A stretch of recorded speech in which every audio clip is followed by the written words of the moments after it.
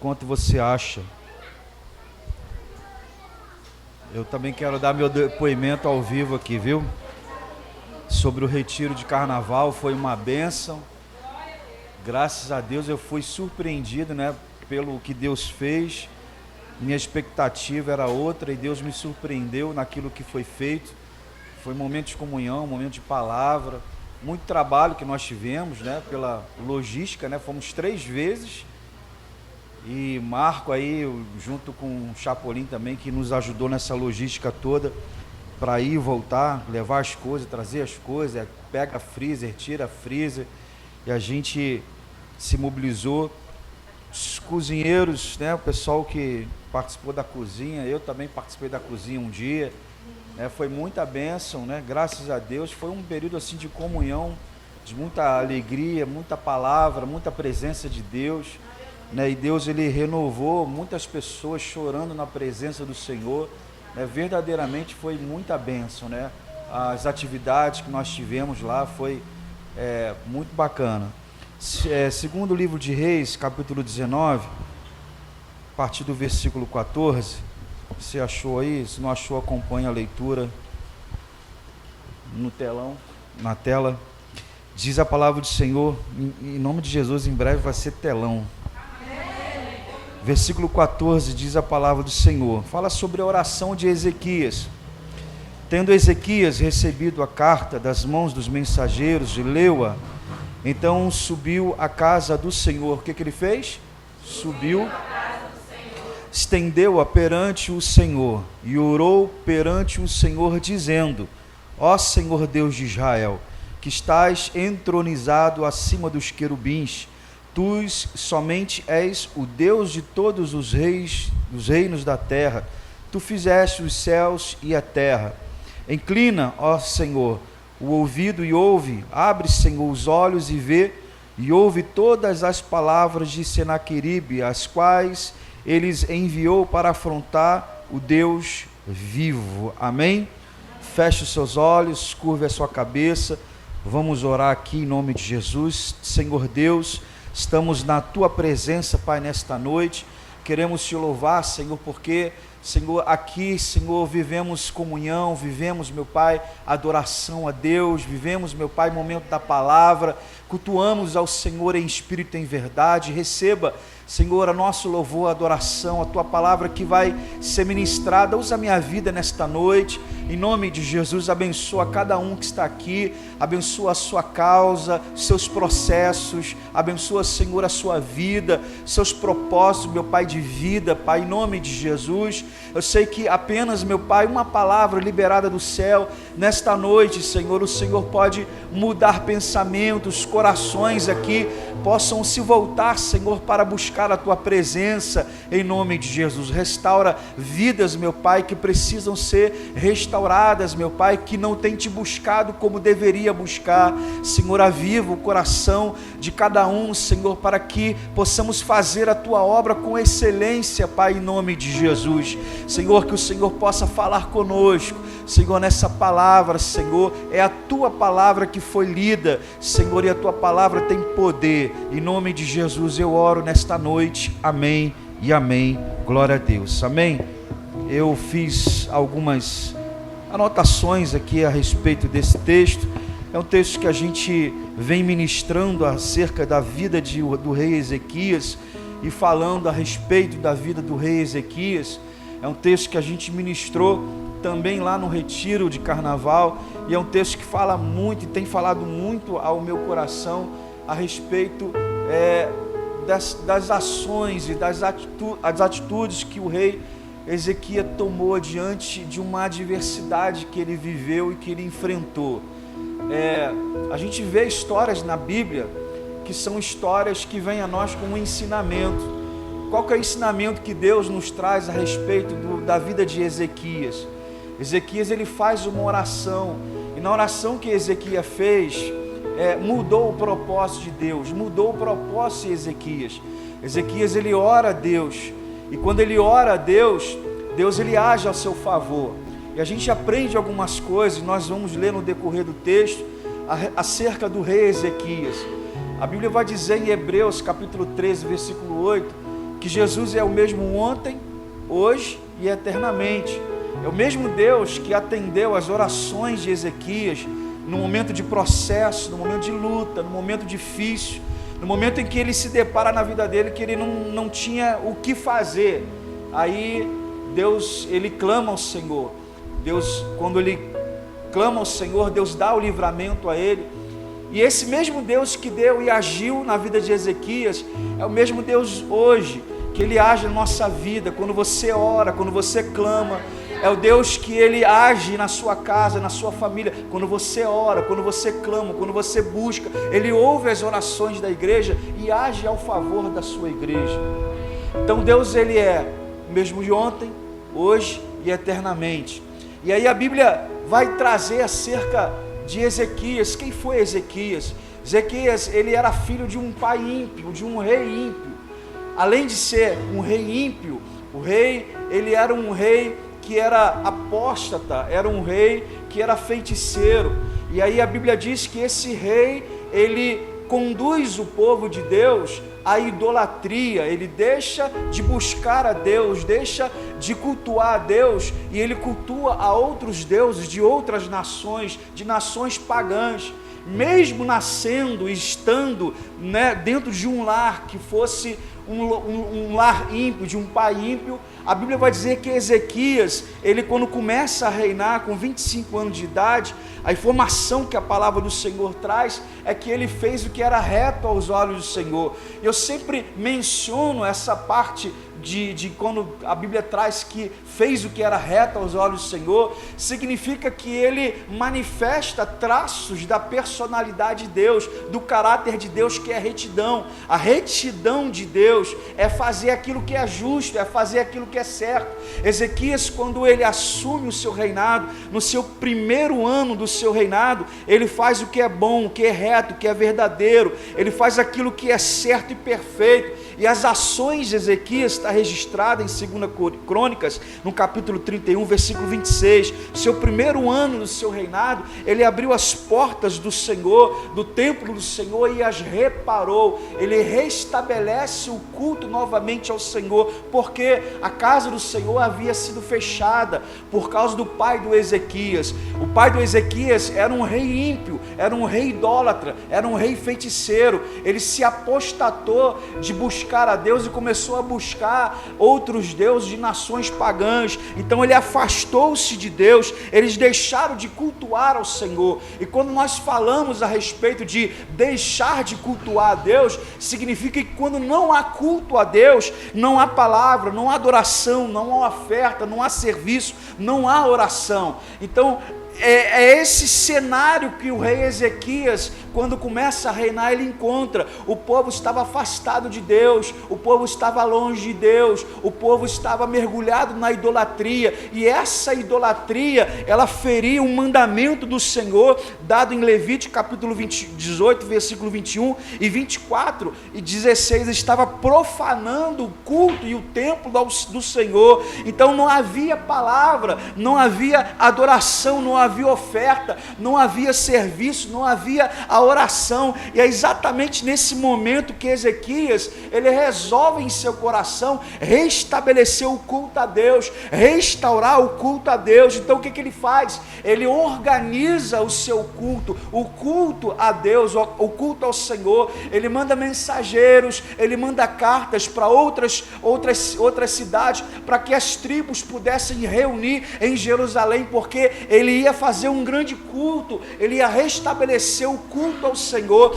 E aí a Bíblia vai dizer que todas as tribos se unem para festejar ao Senhor. Eles se unem num grande clima de muita alegria, de muita gratidão ao Senhor, para poder cultuar novamente ao Senhor, para poder cultuar e festejar novamente ao Senhor. E aí Ezequias, ele nos seus feitos, ele reparou o templo ao Senhor, ele restabeleceu o culto a Deus, ele restaura o ministério tanto dos sacerdotes como dos levitas, ele combate a idolatria, e todos esses feitos de Ezequias, lá em 2 Crônicas 30, versículo 21, vai dizer que ele fez com todo o seu coração. E quando uma pessoa serve ao Senhor com todo o seu coração, o resultado está na palavra. Deus fez Ezequias prosperar em todas as coisas, em todas as áreas. Então ele resolveu buscar ao Senhor, e resolver buscar a Deus significa querer conhecer mais a Deus, significa você andar com Deus, obedecer a Deus, é desfrutar dessas bênçãos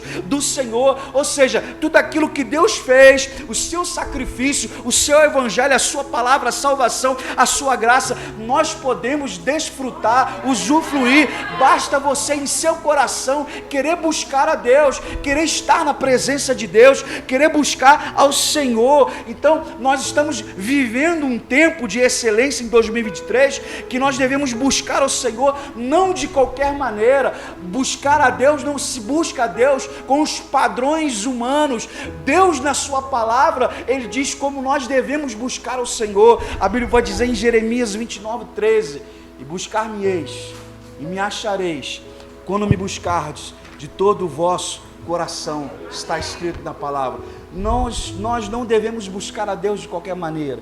Precisamos buscar a Deus com todo o nosso coração, com toda a nossa alma. Precisamos buscar ao Senhor dessa maneira, porque quando você busca a Deus com todo o seu coração, você vai buscar a Deus, você vai achar, Deus vai deixar sim, ser encontrado, e a gente vai ser abençoado por Deus. Então a reflexão primeira é essa: quando é que você buscou a Deus com todo o seu coração? Será que o culto dessa noite como esse, você está buscando a Deus com todo o seu coração, com o coração quebrantado, voltado para as coisas do Senhor? Será que no seu momento de oração, o seu devocional, na semana, você buscou o seu devocional, a sua palavra, a sua oração a Deus com todo o seu coração? Essas são as experiências que nós, crentes, precisamos ter com o Senhor: buscar a Deus com todo o nosso coração.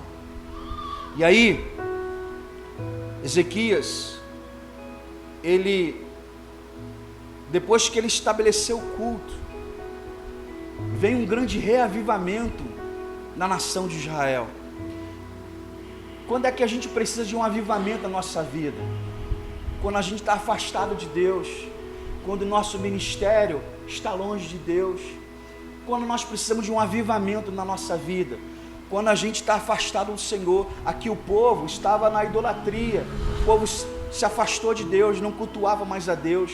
Então ele restabelece um culto a Deus, e acontece um grande avivamento nesse tempo, e todo mundo cantou: só Senhor é Deus, em nome de Jesus. Então, depois dessa fidelidade, dessa obediência, a Bíblia vai dizer que esse rei Senaqueribe, no texto que a gente leu, ele vem com toda a força, o seu exército, toda a violência, e ele vem sitiar Jerusalém. Quando a gente fala de sitiar Jerusalém, significa rodear para poder dominá-la, para poder possuir, para poder conquistar. E esse era o objetivo de Senaqueribe. Ele rodeou, ele sitiou Jerusalém. Aí você percebe que depois de uma fidelidade, de um empenho do rei Ezequias, mesmo com essa fidelidade dele, mesmo com esse empenho dele, Deus não poupou ele de certas situações. E eu aprendo isso, uma lição importante, que mesmo diante da sua obediência a Deus, da sua fidelidade ao Senhor, mesmo o seu empenho de servir e buscar ao Senhor com todo o seu coração, Deus ele não vai poupar a sua vida de passar por situações, por provações. Deus ele não vai poupar a sua vida de você passar por situações na sua vida difíceis, mas Deus ele vai agir em favor da sua vida, abençoando você, trazendo você que Deus é Deus na sua vida, em nome de Jesus. E aí o texto que nós lemos aqui é um texto muito interessante, porque diante da situação que o rei Ezequias ele está enfrentando, ele está dentro da cidade, e fora da cidade está ali o seu inimigo, Senaqueribe, que vem rodear a cidade para poder dominá-la, para poder estar conquistando. Aí Deus me fez lembrar, eu anotei aqui, Deus me fez lembrar lá em em 1 Pedro 5:8, vai dizer: sede sóbrio, vigiai, porque o diabo, vosso adversário, anda em derredor, bramando como leão, buscando a quem possa tragar. Essa figura do rei Senaqueribe em volta da cidade, querendo invadir, desliga para mim o ventilador, querendo invadir, querendo dominar a cidade. Essa é um reflexo da nossa vida espiritual. A todo tempo o inimigo está ao nosso derredor, buscando uma oportunidade para poder tragar. E qual é o objetivo do diabo? João 10:10 vai dizer: veio para matar, roubar e destruir. O que ele quer fazer? Ele quer dominar, ele quer entrar, ele quer apagar, dominar a palavra de Deus que está no seu coração, a sua vida com Deus. Ele quer destruir essa comunhão que você tem com Deus, com a sua igreja. Ele quer tirar a sua alegria de buscar a Deus com todo o seu coração. Esse é o objetivo dele. Por isso a Bíblia vai dizer: sede sóbrios, vigiai, porque o diabo, vosso adversário, anda em derredor, bramando como leão, buscando a quem possa tragar. Então Senaqueribe está nesse aspecto, ele está ao derredor ali da cidade de Jerusalém, e diante dessa situação, a Bíblia vai dizer que Ezequias, ele toma uma atitude espiritual, e é aqui que eu acho lindo do rei Ezequias. Qual é a atitude dele? Vamos falar para psicanalista, para psicanálise. Quando você tem uma situação de ameaça na sua vida, você tem duas opções: ou você luta ou você foge. O que o rei Ezequias fez aqui? Ele lutou ou ele fugiu? Lutou? Não, ele não lutou, ele fugiu, mas ele fugiu para a presença de Deus. A direção que ele toma é uma direção de Deus. A gente, quando está em uma provável ameaça, a gente reage dessa maneira: ou a gente luta ou a gente foge. Então ele fugiu numa direção de Deus. O que ele fez? Ele foi na direção do Senhor, ele fugiu na presença do Senhor, uma atitude espiritual diante das suas adversidades. Então o aprendizado que nós temos aqui nesta noite é esse: é um aprendizado de que em situações espirituais que o inimigo tem se levantado, a gente precisa discernir e tomar ações espirituais na nossa vida. Aí Deus falou ao meu coração em Tiago 4:7, vai dizer: sujeitai-vos, pois, a Deus, resisti ao diabo e ele fugirá de vós. Aí sabe o que eu entendo nessa palavra? Deus falou no meu coração hoje que muitas pessoas às vezes não se sujeitam a Deus, mas se sujeitam ao problema, à dificuldade, à adversidade, e é uma presa fácil para o diabo, é uma presa fácil para o inimigo. Muitas pessoas não se sujeitam a Deus. E o que é sujeitar a Deus? Sujeitar a Deus significa submeter à vontade do Senhor, de obedecer a Deus. Então sujeitar a Deus significa isso. Precisamos sujeitar ao Senhor. Mas muitas pessoas estão fugindo na sua luta, estão fugindo em outras direções e não estão fugindo na direção para a casa do Senhor. Ezequias, o que ele faz? Ele, diante das adversidades, ele vai para a casa do Senhor, ele vai lá para a presença do Senhor, para o altar. O altar, gente, ele é o lugar aonde o crente deve estar. O altar, a presença de Deus, é o lugar que você, crente, precisa estar. Está com dificuldade, está com luta, provações, processos, adversidade, o teu lugar é o altar. O meu primeiro pastor sempre dizia isso: se você está com um problema, então é aí que você precisa mesmo buscar ao Senhor. E o que eu percebo, o que Deus falou no meu coração através dessa palavra? Que ao invés, diante das provações, dos processos, ao invés da gente estar na presença, no altar, buscar a presença do Senhor, as pessoas estão se afastando de Deus. As pessoas estão buscando recursos fora para poder resolver os seus processos da vida. Estão se afastando de Deus. E aí, quando a pessoa se afasta de Deus, você vê uma porção de gente na igreja abatido. Às vezes cultuar a Deus se torna uma tarefa enfadonha. Às vezes buscar a Deus se torna algo cansativo. Às vezes cultuar o Senhor se torna uma coisa assim desgastante na vida da pessoa, porque ela já está se afastando cada vez mais de Deus, se distanciando de Deus. Mas o que Ezequias nos mostra aqui? Ele diz, ele vai buscar o Senhor no altar, ele vai para a presença do Senhor. E lá, a oração que nós lemos, a Bíblia vai dizer: tendo recebido cartas das mãos dos mensageiros, ele leu uma mensagem não muito agradável. notícias não muito agradáveis. Mesmo essas notícias não sendo agradáveis, o que o rei Ezequias ele faz?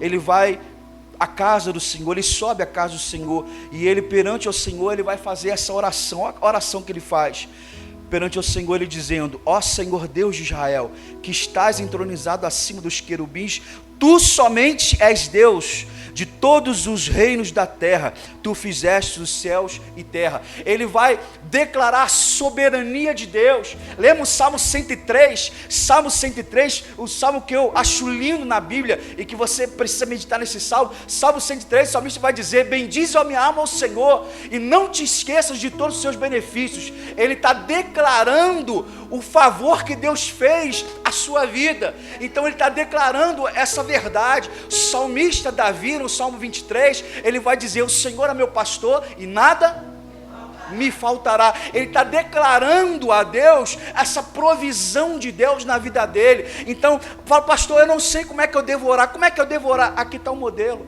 Ezequias, ele orou. Como é que Ezequias orou? Ele orou reconhecendo a soberania de Deus.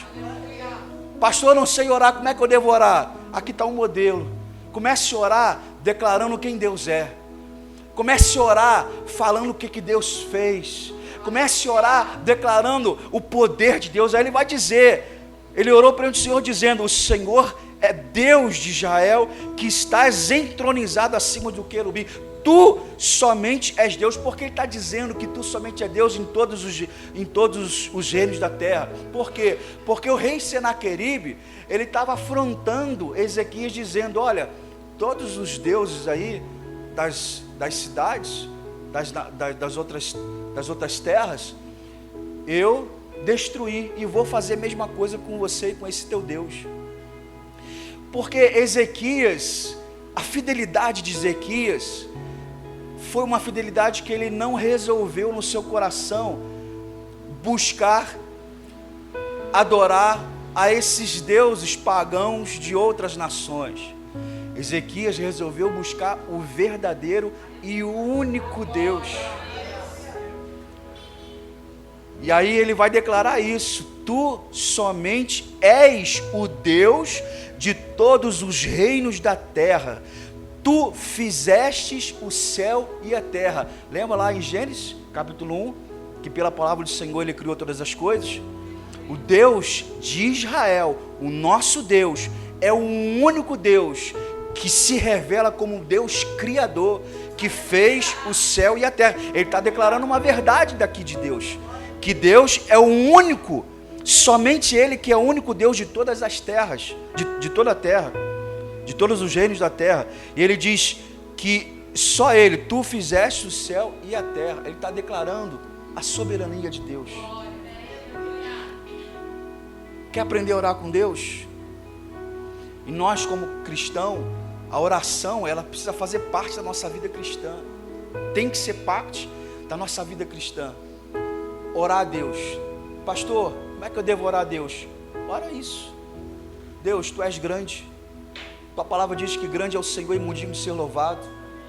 Senhor, eu te louvo, eu declaro as tuas maravilhas a todas as nações, a todas as pessoas. Comece a glorificar a Deus, comece a exaltar o Senhor, que aí você vai começar a ser envolvido pelo Espírito Santo, pela presença do Senhor na sua vida. Aí Ezequias começa a orar, e nessa oração que Ezequias tem, Ezequias também, ele revela aqui algo do que está acontecendo aqui. Deus, agora vamos para o estreito aqui, vamos agora falar o que está acontecendo. Já te exaltei, já te glorifiquei. Aí ele entra no pedido da solicitação dele. A oração é isso. Oração é você pedir, orar, interceder, falar com Deus. E aí ele vai falar as suas palavras aqui: inclina o ouvido e ouve, e abre, Senhor, os olhos e vê e ouve todas as palavras de Senaqueribe, as quais ele enviou para afrontar o Deus vivo. Ele está aqui numa situação que ele não tem como lutar contra Senaqueribe, porque Senaqueribe tinha um histórico de que ele estava vencendo todos os reinos. E aí ele faz essa oração a Deus, ele depende de Deus, ele confia em Deus. E aí, assim, para a gente fechar essa palavra aqui, Bíblia fala em 1 Tessalonicenses 5,17, vai dizer, orai sem cessar continuamente, né? Orar sem cessar, orar continuamente, significa que a gente precisa manter essa vida de oração com Deus, orar sempre, todas as vezes, sem cessar, em todo tempo a gente tem que orar ao Senhor. E a gente que tem experiência com oração, a todo tempo você está orando, você está lavando louça, a mãe está orando, está intercedendo, você está fazendo um trabalho, você está orando, você está intercedendo, você está trabalhando, você está intercedendo, você está intercedendo por alguém. Cadê aquele bombonzinho? Quem ganhou o bombonzinho aí? Ninguém ganhou o bombonzinho, gente? Ganhou o bombonzinho? Faz aqui, Nelson.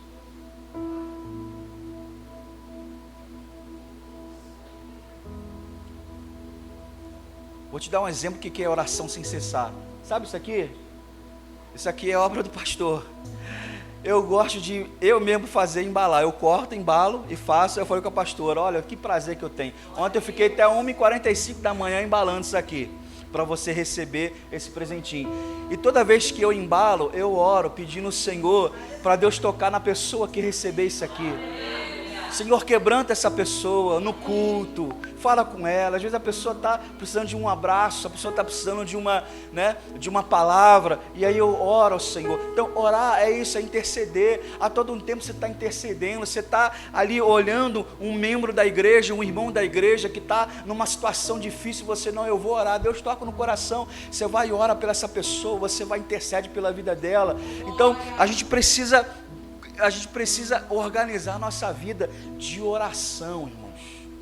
Tem um ditado aí no mundo evangeliquez, quanto mais oração, mais poder, não é isso, né? Como é que é isso? Mais oração, mais poder.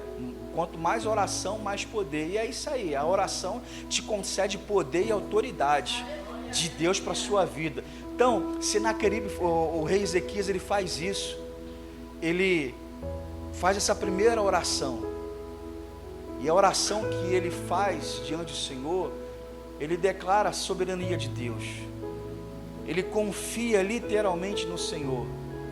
Senhor, dá um jeito aí, porque esse camarada aí está afrontando o Deus vivo, aí mexeu contigo, Senhor, dá um jeito aí.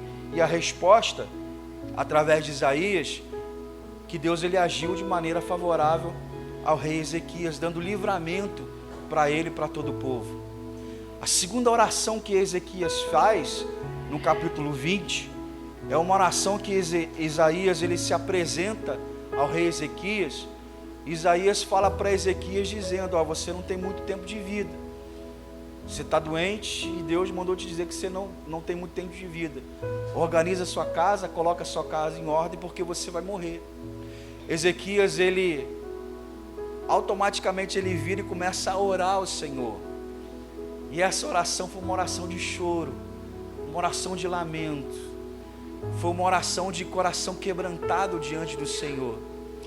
E aí, assim que Isaías ele sai da porta, antes que ele saia, né, do local, Deus fala ao coração, volta e fala para Ezequias que eu acrescentei mais 15 anos de vida para ele.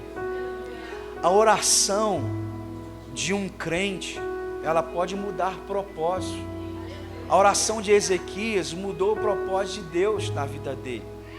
Se tem projetos, se tem propósito, nós como igreja, nós temos objetivos na nossa vida, e esses propósitos, eles podem ser alcançados mediante a oração. Ore ao Senhor. Minha esposa orou ao Senhor por um propósito que eu nem sabia, e ela orou por um acaso, e às vezes essa coisa do acaso é interessante, né, irmãos? Porque Deus aproveita a situação e começa a movimentar. Vou contar um testemunho rápido aqui. A Sara era criança, eu levei a Sara no pediatra, e aí eu deixei a pastora lá, e eu falei assim, eu vou na prefeitura aqui, vou falar com um amigo meu, e já volto. E aí fui lá falar com um amigo, e quando eu sentei para conversar com ele, falar com ele, esse rapaz, eu estou te procurando, estou te mandando e-mail, tentando te ligar e tal. O que houve? Não, vem cá. Me colocou na frente do secretário. Quando eu fui ver, eu estava fazendo uma entrevista de emprego lá. E eu estava trabalhando. Trabalhava lá longe, lá em São Francisco Xavier. Gente, pensa que é longe demais. Eu pegava trem. E é bom que trem, eu pegava trem pregando, eu assistia culto lá, eu preguei na última vez lá que me pegaram lá, eu fui e preguei, contei esse testemunho lá no retiro de carnaval. E aí a pastora, aí eu estava sentado e eu vi a proposta, gostei da proposta, a pastora, falei para ela, a pastora falou assim, eu estava em oração, pedindo a Deus para criar uma oportunidade de você voltar para a prefeitura. Irmãos, eu voltei para a prefeitura, aí ela disse para mim, aí abriu o concurso, aí eu falei assim, eu não vou fazer concurso. Tinha alguém descendo a escada, eu estava descendo a escada, tinha uma outra pessoa subindo. Aí a pessoa falou assim, e aí fulano, você vai fazer o concurso? E eu estava passando. Aí ele virou e falou assim, não vou fazer concurso não, aqui isso é figurinha carimbada já. Aí eu fiquei desanimado, meu coração desanimado. Aí eu falei para a pastora, aí eu falei para ela assim, eu não vou fazer esse concurso não. Falaram que é figurinha carimbada, eu não vou fazer. Não, faz lá, de repente você acerta tudo, você vai ter que entrar desse jeito. Aí vamos lá, então tá bom, me incentivou, eu fiz, passei no concurso em 2012, e os propósitos da oração, eu estou contando isso aqui, porque é os projetos da oração, os propósitos da oração, e assim, e Deus pega, né, as circunstâncias e vai abençoando você, vai abençoando a sua vida. Então, irmãos, a oração pode mudar propósito. Eu vi que a minha vida de pessoas muda um propósito. Deus, Ele alcança, as nossas orações alcançam o céu de Deus e a mão de Deus se move ao nosso favor. Quando foi que nas suas orações, sem resposta, você desistiu de buscar a Deus? No mundo espiritual, Deus está preparando a sua bênção, irmãos, em nome de Jesus. Deus está preparando algo novo para você, Deus está preparando algo novo para a sua vida, Deus está preparando algo no seu ministério, Deus está preparando algo para a sua família, Deus está preparando algo novo para você. Então, a mensagem é essa: diante da circunstância, do problema, da prova, da dificuldade, tome atitudes espirituais. Se tiver que fugir, foge para a presença de Deus, porque como eu falei, ou a gente luta ou a gente foge. Você quer ver exemplo de pessoas que fogem, sem ser na direção de Deus? Tem pessoas que estão com um problema na sua vida, e a pessoa foge às vezes para shopping, aí compra. Às vezes a pessoa vai comer, aí come exageradamente. Às vezes a pessoa ela trabalha exageradamente. Às vezes a pessoa está fugindo, ela quer viajar, quer passear, quer fazer isso, quer fazer aquilo, só quer lazer, só quer isso, só quer aquilo. Ela está em fuga, alguma coisa na vida dela não está bem, e que ela precisa conhecer isso e resolver esse problema, mas ela está fugindo ao tempo todo, está em fuga, está fugindo. Foi um problema que aconteceu, um trauma que aconteceu, foi uma situação difícil que ocorreu na vida dela, que ela não soube elaborar na vida dela, e que ela está fugindo. Ela está fugindo, e ela foge para tudo quanto é canto, menos para a presença do Senhor. Porque eu aprendi que o maior psicólogo, o maior terapeuta é Deus, é a sua palavra, é a palavra de Deus, é Deus. A palavra de Deus, ela nos liberta, nos restaura. É ela que vai fazer você superar seus traumas, suas dificuldades, seus momentos difíceis, as suas frustrações, as suas decepções. Pessoas estão fugindo, irmãos, estão fugindo o tempo todo, porque não quer encarar a sua realidade de vida. E qual que é a realidade de vida do crente? É a presença de Deus. Não quer estar na presença, não quer estar no altar, está se afastando do altar, está se afastando da presença, e vive em fuga, vive abatido, vive Eu já ouvi essa palavra, é aquele meia tigela, né? A gente é aquele crente raso, é aquele crente que está na igreja, mas está, sabe, enfadonho, tá? Muda o quadro da sua vida, irmãos, em nome de Jesus. Vamos mudar o nosso quadro, o quadro da nossa vida. Amém? Deixo essa palavra para vocês, em nome de Jesus. Que o Senhor possa abençoar a sua casa, que através das suas orações, o céu se mova ao seu favor, dando livramento, dando salvação, abençoando os seus projetos, os seus propósitos, em nome de Jesus. Aquilo que você estabeleceu no seu coração em oração, no altar de Deus, que o Senhor possa responder e abençoar a sua vida, em nome de Jesus. Amém? Eu agradeço a oportunidade, porque hoje foi a oportunidade, né? Que o evangelista Nelson que ia pregar hoje. Eu agradeço a minha oportunidade, que é sempre bom, né? Estar pregando a palavra do Senhor no altar. Deus abençoe, vamos colocar de pé, aplauda o Senhor.